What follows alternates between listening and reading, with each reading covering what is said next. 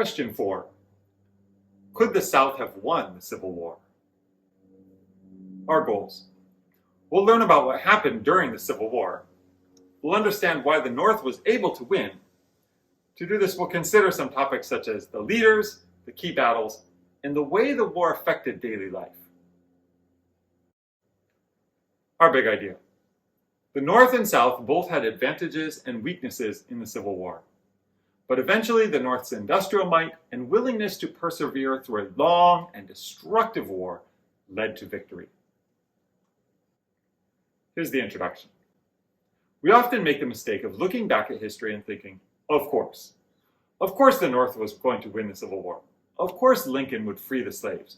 Of course the championship team was going to win. But we rarely make this mistake when looking into the future. The future seems far less certain. And actually, looking more closely at events from history, the outcome of major events is usually less certain than we think it was. When the Civil War began, both the North and the South thought that they would win easily, and they were both wrong. Each side had significant advantages, and had it not been for some key turning points, the outcome of the war might have been very different.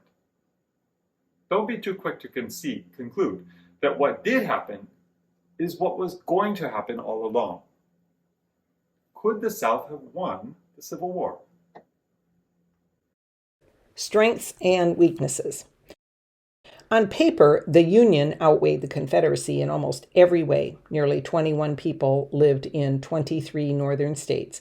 The South claimed just 9 million people, including 3.5 million slaves, in 11 Confederate states. Despite the North's greater population, however, the South had an army almost equal in size during the first year of the war. The North had an enormous industrial advantage as well. At the beginning of the war, the Confederacy had only 1/9 the industrial capacity of the Union. But that statistic was misleading. In 1860, the North manufactured 97% of the country's firearms, 96% of its railroad locomotives, 94% of its cloth, 93% of its pig iron, and over 90% of its boots and shoes. The North had twice the density of railroads per square mile. There was not even one rifle works in the entire South. All of the principal ingredients of gunpowder were imported. Since the North controlled the Navy, the seas were in the hands of the Union. A blockade could suffocate the South. Still, the Confederacy was not without resources and willpower. The South could produce all the food it needed, though transporting it to soldiers and civilians was a major problem. The South also had a great nucleus of trained officers. 7 of the 8 military colleges in the country were in the South. The South also proved to be very resourceful. By the end of the war, it had established armories and foundries in several states. They built huge gunpowder mills and melted down thousands of church and plantation bells for bronze to build cannon. The South's greatest strength lay in the fact that it was fighting on the defensive in its own territory. Familiar with the landscape, Southerners could harass Northern invaders. The military and political objectives of the Union were much more difficult to accomplish. The Union had to invade, conquer, and occupy the South. It had to destroy the South's capacity and will to resist, a formidable challenge in any war. In short, the North had to win. The South simply had to not lose. Southerners enjoyed the initial advantage of morale. The South was fighting to maintain its way of life, whereas the North was fighting to maintain a union. Slavery did not become a moral cause of the Union effort until Lincoln announced the Emancipation Proclamation in 1863. When the war began, many key questions were still unanswered. What if the slave states of Maryland, Kentucky, Missouri, and Delaware joined the Confederacy? What if Britain or France came to the aid of the South? What if a few decisive early Confederate victories turned Northern public opinion against the war? Indeed, the North looked much better on paper in terms of resources, but victory for the North was by no means a foregone conclusion. They all thought it would be a short war. When the war began in April 1861, most Americans in the North and South expected the conflict to be brief. When President Lincoln called upon the governors and states of the Union to furnish him with 75,000 soldiers, he asked for an enlistment of only 90 days. When the Confederacy moved its capital to Richmond, Virginia, 100 miles from Washington, everyone expected a decisive battle to take place on the ground between the two cities. In the spring of 1861, 35,000 Confederate troops, led by General Pierre Beauregard, moved north to protect Richmond against invasion. Lincoln's army had almost completed its 90-day enlistment requirement, and still its field commander, General Irvin McDowell, did not want to fight. Pressured to act on July 18th, 3 months after the war had begun, McDowell marched his army of 37,000 into Virginia. Hundreds of reporters, congressional representatives, and other civilians traveled from Washington in carriages and on horses to see a real battle. It took the Northern troops 2.5 days to march 25 miles. Beauregard was warned of McDowell's troop movement by a Southern belle who concealed the message in her hair. He consolidated his forces along the south bank of Bull Run, a river a few miles north of Manassas Junction, and waited for the Union troops to arrive. Early on July 21st, the First Battle of Bull Run began. During the first 2 hours of battle, 4,500 Confederates gave ground grudgingly to 10,000 Union soldiers. But as the Confederates were retreating, they found a brigade of fresh troops led by General Thomas Jackson waiting just over the crest of the hill. Trying to rally his infantry, General Bernard Bee of South Carolina shouted, "Look, there is Jackson with his Virginians, standing like a stone wall." The Southern troops held firm, and Jackson's nickname, Stonewall, was born. During the afternoon, thousands of additional Confederate troops arrived by horse and by train. The Union troops had been fighting in intense heat, many for 14 hours. By late in the day, they were feeling the effects of their efforts. At about 4 p.m., when Beauregard ordered a massive counterattack, Stonewall Jackson urged his soldiers to yell like furies. The rebel yell became a hallmark of the Confederate Army. A retreat by the Union became a rout. Over 4,800 soldiers were killed, wounded, or listed as missing from both armies in the battle. The next day, Lincoln named Major General George B. McClellan to command the new Army of the Potomac and signed legislation for the enlistment of 1 million troops to last 3 years. The high esprit de corps of the Confederates was elevated by their victory. For the North, which had supremacy in numbers, it increased their caution. 7 long months passed before McClellan agreed to fight. Meanwhile, Lincoln was growing impatient at the timidity of his generals. In many ways, the Civil War represented a transition from the old style of fighting to the new style.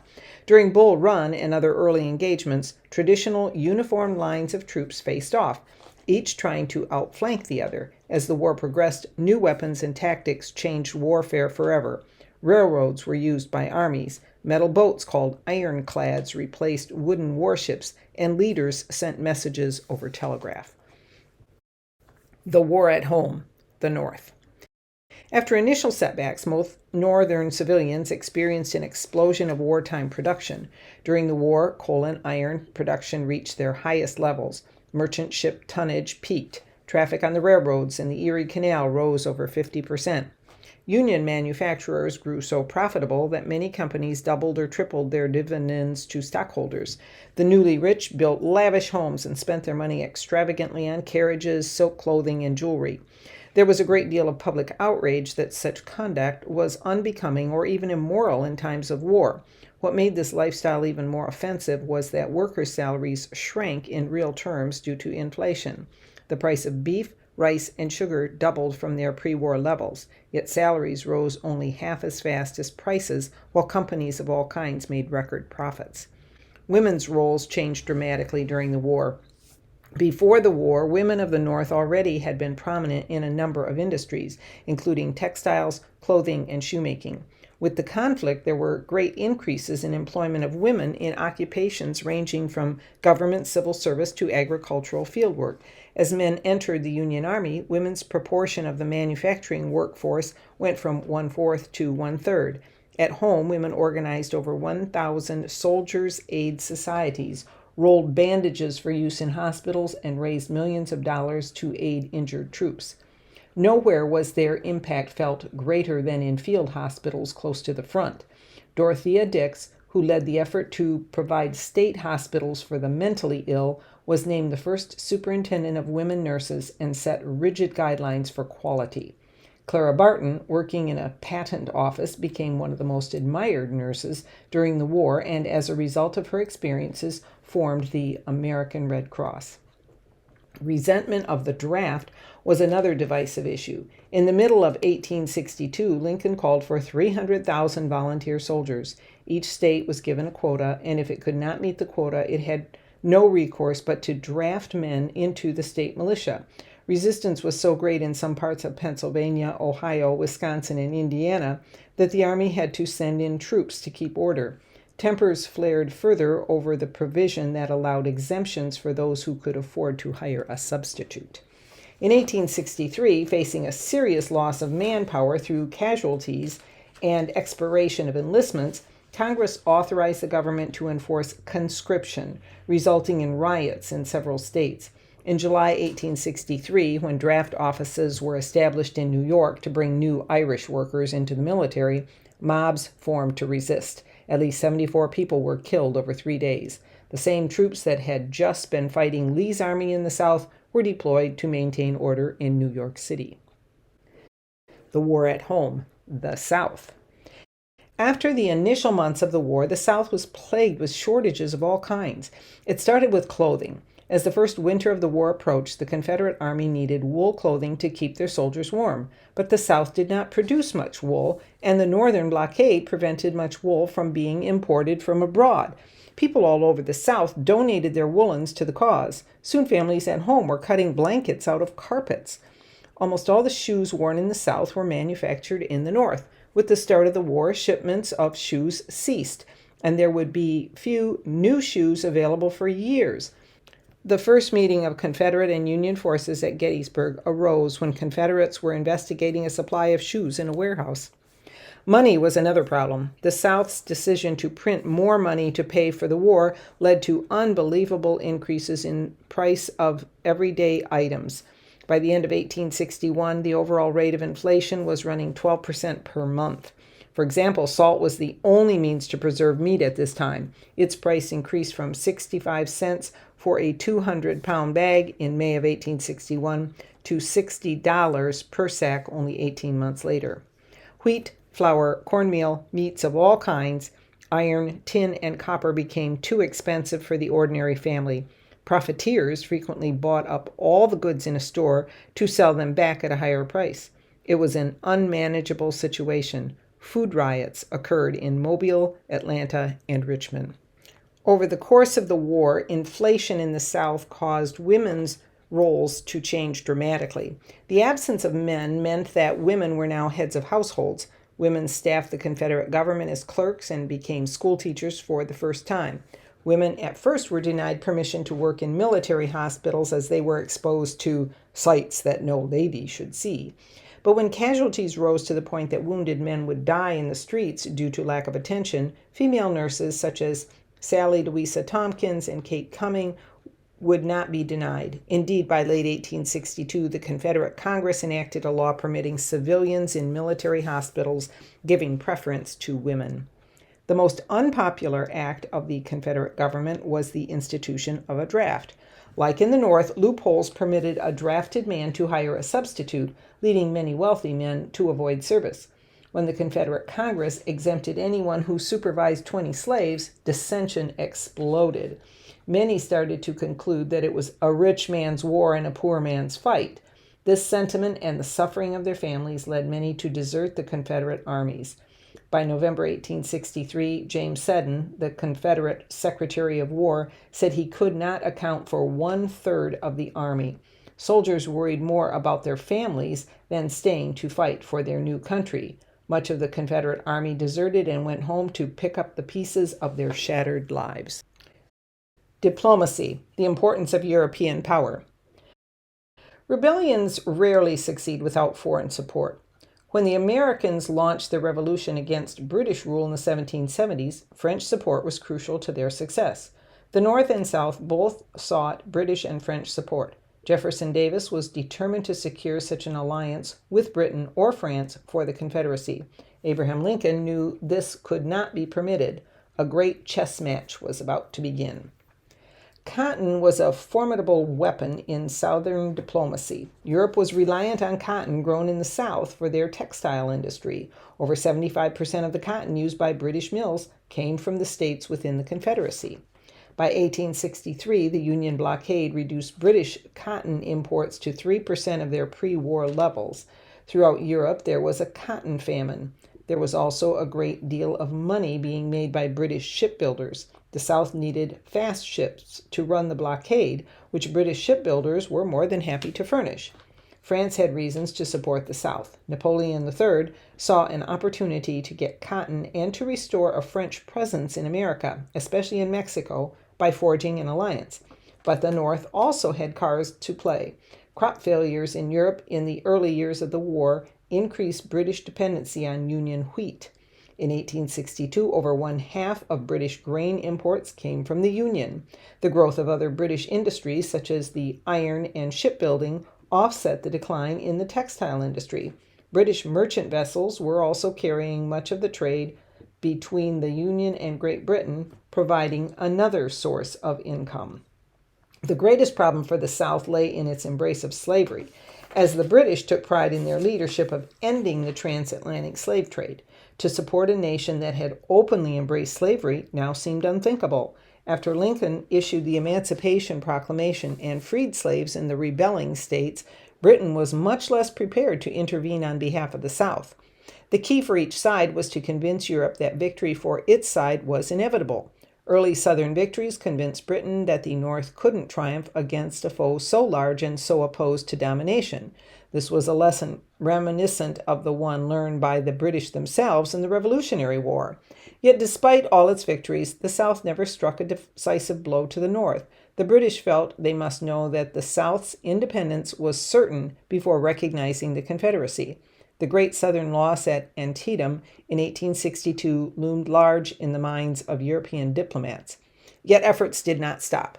Lincoln, his Secretary of State, William Seward, and Ambassador Charles Francis Adams labored tirelessly to maintain British neutrality. As late as 1864, Jefferson Davis proposed to release slaves in the South if Britain would recognize the Confederacy, but it was too little, too late.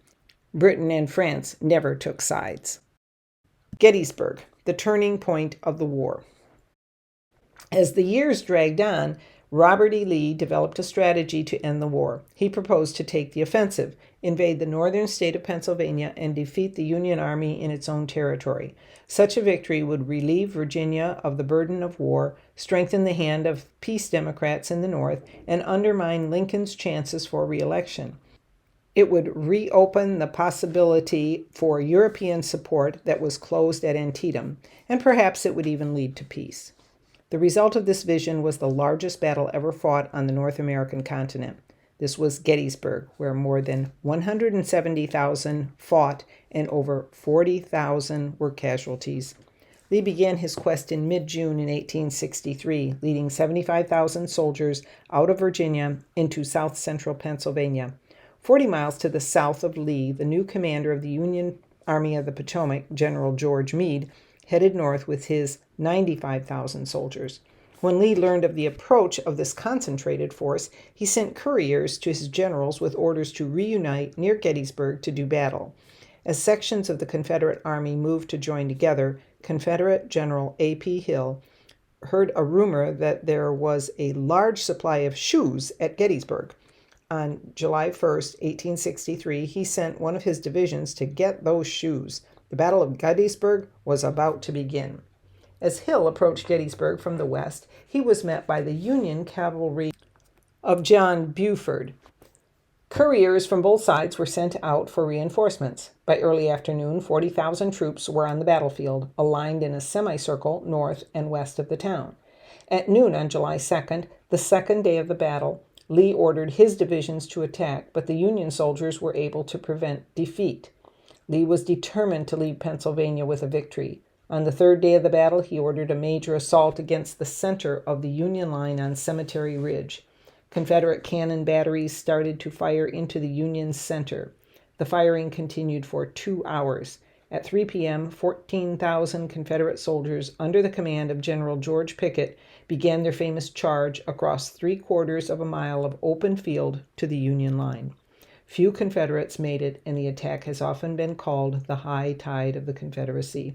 Lee's attempt for a decisive victory in Pennsylvania had failed. He had lost 28,000 troops, 1/3 of his army. A month later, he offered his resignation to Jefferson Davis, which was refused.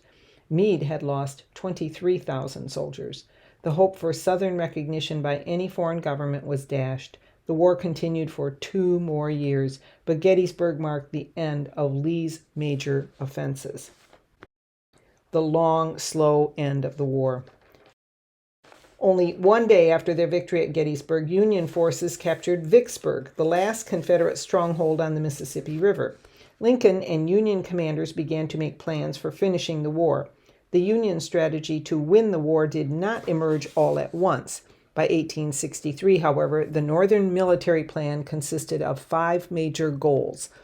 First, blockade all southern coasts. Second, control the Mississippi River. The river was the South's major inland waterway. Also, Northern control of the rivers would separate Texas, Louisiana, and Arkansas from the other Confederate states. Third, capture Richmond. Without its capital, the Confederacy's command lines would be disrupted. Fourth, shatter Southern civilian morale by capturing and destroying the cities of Atlanta, Savannah, and the heart of Southern secession, the state of South Carolina.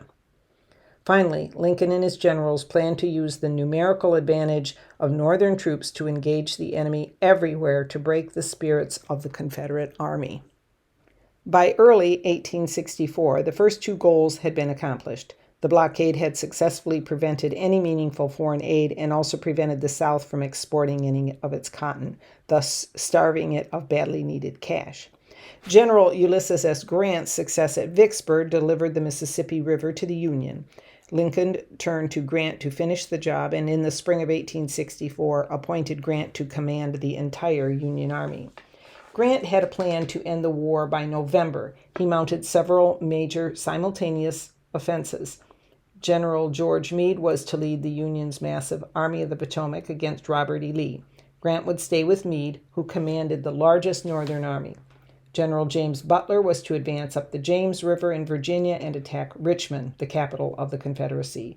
General William Tecumseh Sherman was to plunge into the heart of the South, inflicting as much damage as he could against their war resources. Meade faced Lee's enemy in Virginia. Lee's strategy was to use terrain and fortified positions to his advantage, thus decreasing the importance of the Union's superiority in numbers. He hoped to make the cost of trying to force the South back into the Union so high that the Northern public would not stand for it. But unlike the Union commanders of the past, Grant had the determination to press on despite the cost. 28,000 soldiers were casualties of the Battle of the Wilderness. A few days later, another 28,000 soldiers were casualties in the Battle of Spotsylvania Courthouse. More than 2/3 of the casualties of these battles were Union soldiers. At Cold Harbor the following week, Grant lost another 13,000 soldiers, 7,000 of them in half an hour. In the 30 days that Grant had been fighting Lee, he lost 50,000 troops, a number equal to half the size of the Confederate Army at the time. As a result, Grant became known as the Butcher. Congress was appalled and petitioned for his removal, but Lincoln argued that Grant was winning the battles and refused to grant Congress's request. Butler failed to capture Richmond, and the Confederate capital was temporarily spared. On May 6, 1864, one day after Grant and Lee started their confrontation in the Wilderness, Sherman entered Georgia, scorching whatever resources lay in his path.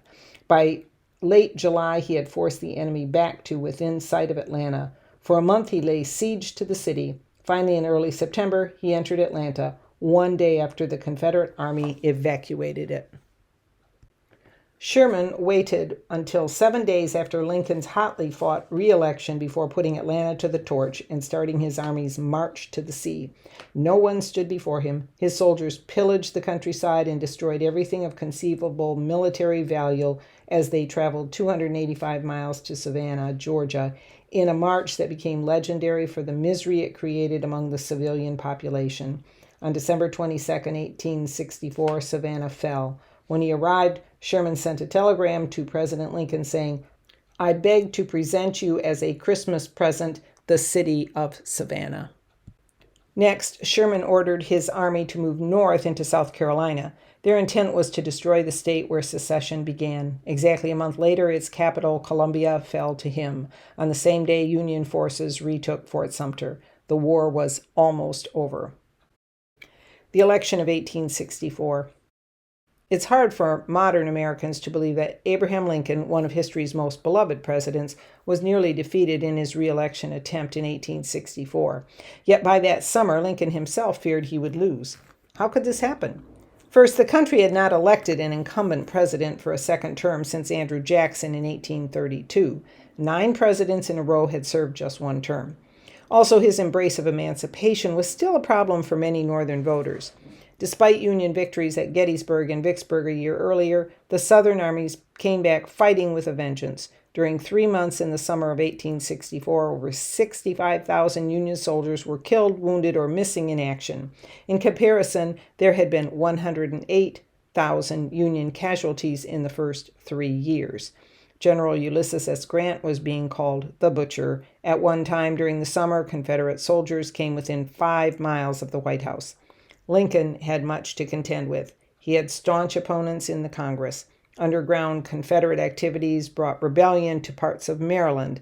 Lincoln's suspension of the writ of habeas corpus was ruled unconstitutional by the Supreme Court Chief Justice Roger B. Taney, an order Lincoln refused to obey. Meanwhile, the Democratic Party split with major opposition from peace Democrats who wanted a negotiated peace at any cost. They chose as their nominee George B. McClellan, Lincoln's former commander of the Army of the Potomac. Even Lincoln expected that McClellan would win. The South was well aware of Union discontent. Many felt that if the Southern armies could hold out until the election, negotiations for Northern recognition of Confederate independence might begin. Everything changed on September 6, 1864, when General Sherman seized Atlanta. The war effort had turned decidedly in the North's favor, and even McClellan now argued for continuing the war and achieving military victory instead of trying to negotiate a peace agreement with the Confederacy. 2 months later, Lincoln won the popular vote that eluded him in his first election. He won the Electoral College by 212 to 21, and the Republicans won 3/4 of Congress. A second term and the power to conclude the war were now in his hands. Appomattox, the South surrenders. After Sherman's victory in Savannah, only Robert E. Lee's Army of Northern Virginia remained as a substantial military force to oppose the Union Army. For 9 months, Grant and Lee had faced each other from 53 miles of trenches during the siege of Petersburg. Lee's forces had been reduced to 50,000, while Grant's had grown to over 120,000. The Southern troops began to melt away as the end became clear. On April 2nd, Grant ordered an attack on Petersburg and broke the Confederate line. Lee and his shrinking army were able to escape, but Lee sent a message to Jefferson Davis saying that Richmond could no longer be defended and that he should evacuate the city. That night, Jefferson Davis and his cabinet set fire to everything of military value in Richmond, then boarded a train to Danville, 140 miles to the south. Mobs took over the streets and set more fires. The next day, Northern soldiers arrived, and 1 day after that, Lincoln visited the city and sat in the office of Jefferson Davis. Lee's Army of Northern Virginia, now reduced in size to 35,000 troops, had escaped to the west. They were starving, and Lee had asked the Confederate Commissary Department to have rations for his infantry waiting at the Amelia Courthouse. But when he arrived there, no rations awaited his troops. The Confederate government had no money to buy food for its army, and even if it did, there was no food to be found and no way to deliver it to its hungry troops. Lee and his men were forced to forage the countryside for food.